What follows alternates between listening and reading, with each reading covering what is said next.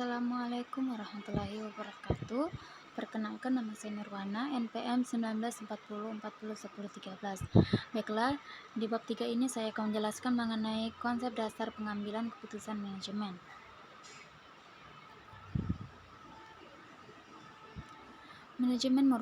Manajemen membutuhkan informasi sebagai dasar pengambilan keputusan mereka. Sistem informasi mempunyai peranan yang penting dalam menyediakan informasi untuk manajemen setiap tingkatan. Tiap-tiap kegiatan dan keputusan manajemen yang berbeda membutuhkan informasi yang berbeda. Oleh karena itu, untuk dapat menyediakan informasi yang relevan dan berguna bagi manajemen, maka pengembang sistem informasi harus memahami terlebih dahulu kegiatan yang dilakukan oleh manajemen dan tipe keputusannya. Di sini ada tipe kegiatan manajemen. Kegiatan manajemen dihubungkan dengan tingkatannya di dalam organisasi dibagi menjadi 3 bagian. Yang pertama itu perencanaan strategi, yang dimana kegiatan manajemen tingkat atas sebagai kegiatan manajemen luar organisasi, penerapan tujuan organisasi, dan penentuan strategi. Yang kedua, pengendalian manajemen. Sistem untuk meyakinkan bahwa organisasi telah menjalankan strategi yang sudah ditetapkan secara efektif dan efisien. Ini merupakan tingkatan taktik, yaitu bagaimana manajemen tingkat menengah menjalankan taktik supaya perencanaan strategi dapat dilakukan dengan berhasil. Taktik yang dijalankan biasanya bersifat jangka pendek kurang lebih 1 tahun. Dan yang ketiga, pengendalian operasi. Sistem untuk meyakinkan bahwa tiap-tiap tugas tertentu telah dilaksanakan secara efektif dan efisien. Ini merupakan penerapan program yang telah ditetapkan di pengendalian manajemen.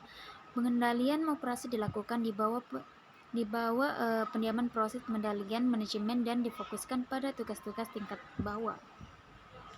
Di sini juga ada tipe keputusan manajemen. Yang pertama itu ada pengambilan keputusan, yang dimana tindakan manajemen dalam pemilihan alternatif untuk mencapai sasaran. Yang kedua, keputusan dibagi menjadi 3 tipe. Yang pertama, keputusan terprogram, keputusan terstruktur, keputusan yang berulang-ulang dan rutin sehingga dapat diprogram. Keputusan terstruktur terjadi dan dilakukan terutama pada manajemen. Yang kedua, keputusan setengah terprogram, setengah terstruktur, keputusan yang sebagian dapat diprogram, sebagian terulang-ulang dan rutin, dan sebagian tidak terstruktur. Keputusan ini seringnya bersifat rumit dan membutuhkan perhitungan serta analisis yang terperinci. Di sini ada tipe informasi.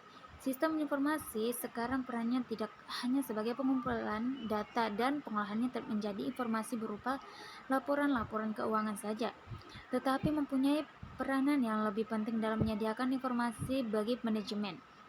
Untuk fungsi-fungsi peranan, alokasi sumber daya, pengukuran dan pengendalian, laporan-laporan dari sistem informasi memberikan informasi kepada manajemen mengenai permasalahan-permasalahan yang terjadi dalam organisasi untuk menjadi bukti yang berguna di dalam penentuan tindakan yang diambil.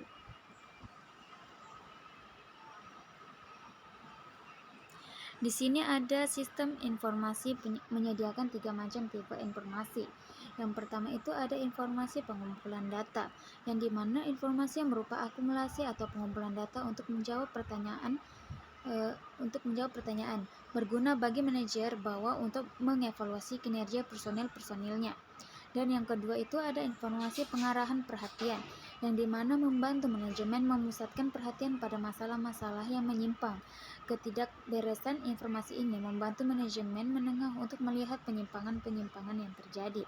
Dan yang ketiga ada informasi pemecahan masalah, yang dimana informasi untuk membantu para manajer atas pengambilan keputusan memecahkan permasalahan yang dihadapinya. Problem solving biasanya dihubungkan dengan keputusan yang tidak berulang-ulang serta situasi yang membutuhkan analisis yang dilakukan oleh manajemen tingkat atas.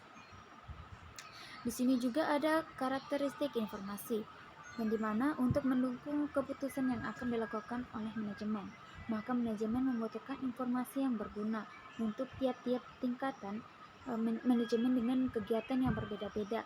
Dibutuhkan informasi yang berbeda-beda. Karakteristik informasi ini antara lain.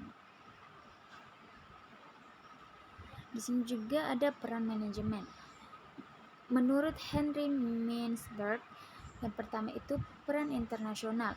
Peran hubungan personal dapat terdiri dari figur, kepala, Manajer mewakili organisasi untuk kegiatan di luar organisasi. Yang kedua ada pemimpin.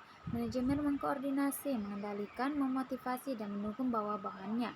Yang ketiga ada penghubung. Manajemen menghubungkan personel-personel di semua tingkatan manajemen. Dan yang kedua ada peran informasional. Peran dari manajer sebagai pusat saraf organisasi untuk menerima informasi yang paling mutakhir dan sebagai penyebar informasi ke seluruh personel di organisasi. Peran informasi lainnya adalah manajer sebagai juru bicara untuk menjawab pertanyaan informasi. Dan yang ketiga ada peran desional. Yang dilakukan oleh manajer adalah sebagai entrepreneur, sebagai orang yang menangani gangguan, sebagai orang yang mengalokasikan sumber-sumber daya organisasi, dan sebagai negosiator juga terjadi konflik di dalam organisasi. Di sini juga ada tahapan pengambilan keputusan. Siman tahun 1960 memperkenalkan 4 aktivitas dalam proses pengambilan keputusan. Yang pertama itu ada intelligence, yang dimana pengumpulan informasi untuk mengidentifikasikan permasalahan. Yang kedua ada design, tahap perancangan solusi dalam bentuk alternatif pemecahan masalah. Yang ketiga ada choice. Nah, ini adalah tahap memilih dari solusi dari alternatif yang disediakan. Yang keempat ada implementation, yaitu tahap melaksanakan keputusan dan melaporkan hasilnya. Mungkin itu saja dari penjelasan di bab 3. Assalamualaikum warahmatullahi wabarakatuh.